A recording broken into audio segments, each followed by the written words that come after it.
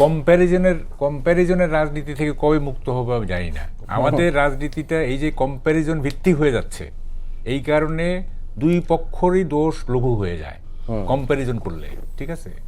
এইটা comparison is a very bad way of analysing a situation, very bad way. এ খারাপ বলে B ভালো, বা বি ভালো বলে এ খারাপ, এই যে মানে একটা চলতেছে আর কি, এটা খুবই বাজে। এবার আরেকটা জিনিস হচ্ছে, একটা ভুল আর একটা ভুলের জাস্টিফিকেশন হইতে পারে না, ঠিক আছে? আমি এই হেলাল ভাই কি মনে করবে আমি জানি না, Zia Rahman in spite of all his good qualities, উনি তো একটা ভালো অ্যাডমিনিস্ট্রেটর ছিলেন এবং শৃঙ্খলা ফিরিয়ে আনছিলেন উনি, হ্যাঁ, এটা তার বড়কে।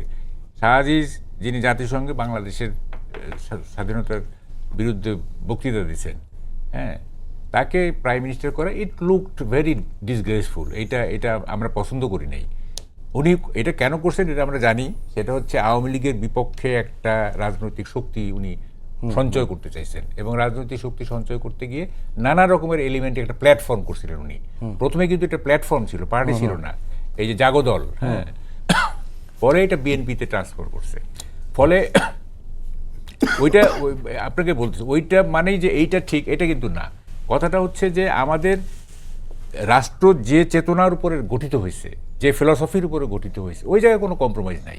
তারপরে আপনি যা খুশি করেন, ঠিক আছে, তারপরে যা খুশি আপনি করতে পারেন, ওই জায়গায় কোনো কম্প্রোমাইজ নাই, ওই ফিলসফিতে কোনো কম্প্রোমাইজ নাই। তো এই ওই পয়েন্ট থেকে আমি বলি। আর শিবির একটা কথা বলছেন যে মুক্তিযুদ্ধকে মানে আওয়ামী লীগের মতো আবারও হাতিয়ার করা হচ্ছে জামাতকে খেয়াল করতে।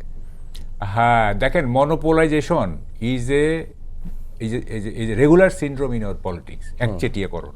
এটা 24কে কি মনোপোলাইজ করা হচ্ছে না?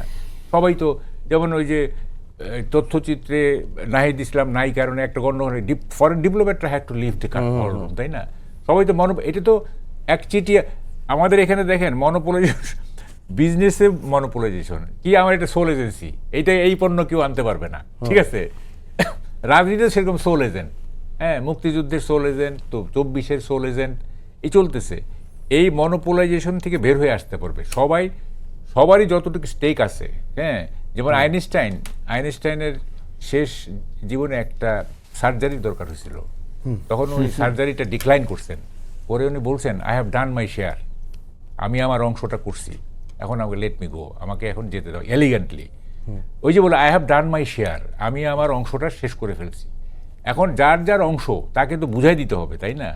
এখন 24-এ যদি বলেন যে, কেউ বলবে নাহিদ ইসলাম কিছু না, বিএনপি নেতা আবার ওরা বলবে যে এরা কিছু না, এটা তো ঠিক না। যার অংশ দেয় 71-এ কে কি করছে না করছে, এইটা আমরা সবাই জানি। আমরা দেখেন, আমরা সব জানি, কিন্তু তারপরও না জানার ভান করি, এটা খুবই একটা বাজে ব্যাপার।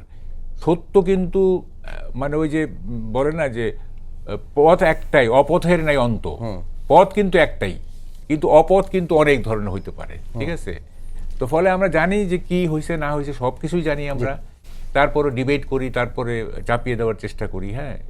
দিস আর ভেরি, আমি তো বলি যে, যেমন আমি বঙ্গবন্ধুকে স্বাধীনতার প্রধান ব্যক্তি ধরে জিয়াউর রহমানকে আমি তার সেই ঘোষণার জন্য একটা এমন ক্রেডিট দিতে চাই যেটা আর কাউকে দেয়া যায় না।